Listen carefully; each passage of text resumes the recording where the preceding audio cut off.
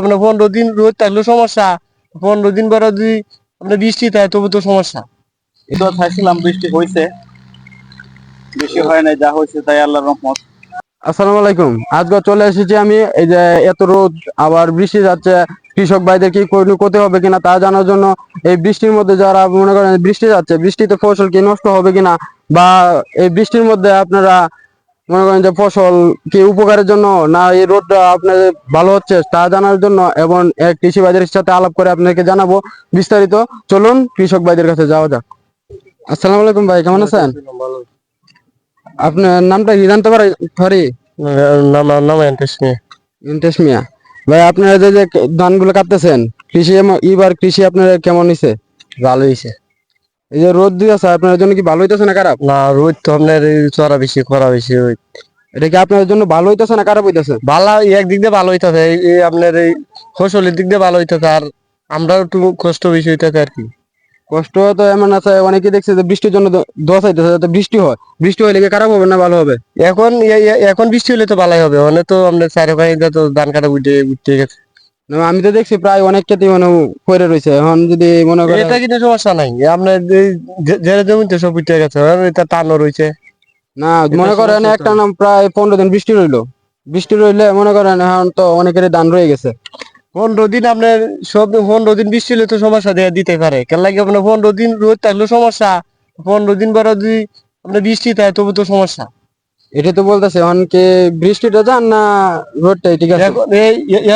এখন সময়টার মধ্যে আপনার রোদ থেকে বৃষ্টি ভালো, বৃষ্টিটা ভালো। মানে বৃষ্টিটাই ভালো। আর এবার ফসল কেমন হয়েছে আপনার এনে? ফসল ভালো হয়েছে।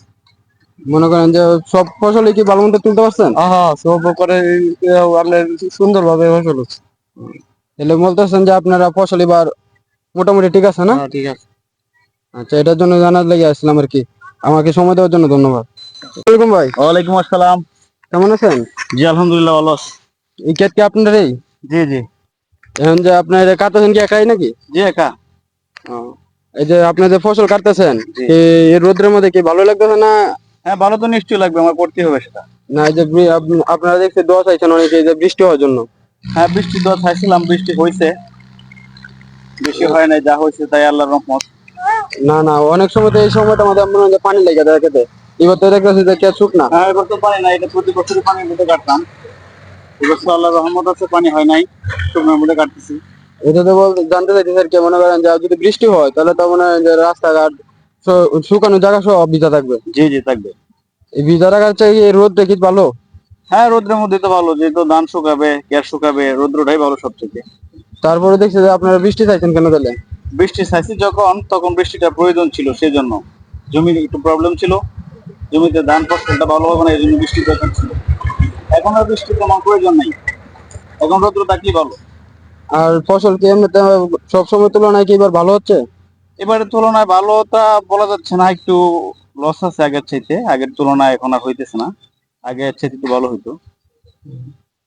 এটা আর কি, যে আপনার সাথে কথা বললাম, মনে হয় যে সবাই জানলো যে সবাই তো বৃষ্টি চাইছে, জি জি। আবার সবাই তো বলতেছে যে রোদটা থাকে ভালো। হ্যাঁ, এখন তো রৌদ্রটা ভালো, যেহেতু ধান কাটতেছে, ক্যাশ শুকাবে, ধান শুকাবে। বৃষ্টির একটা সময় ছিল, তখন বৃষ্টির প্রয়োজন ছিল, সেই সময়টা চলে গেছে। আচ্ছা, এটার জন্য আর কি। আচ্ছা, তাহলে ভালো থাকবেন। জি, ওকে, ধন্যবাদ। আচ্ছা, আপনাকে ধন্যবাদ। আপনার এলাকার নামটা কি এটা? এটা হলো নিশ্চিন্তপুর। আচ্ছা, ধন্যবাদ, ভালো আচ্ছা থাকবেন। আচ্ছা।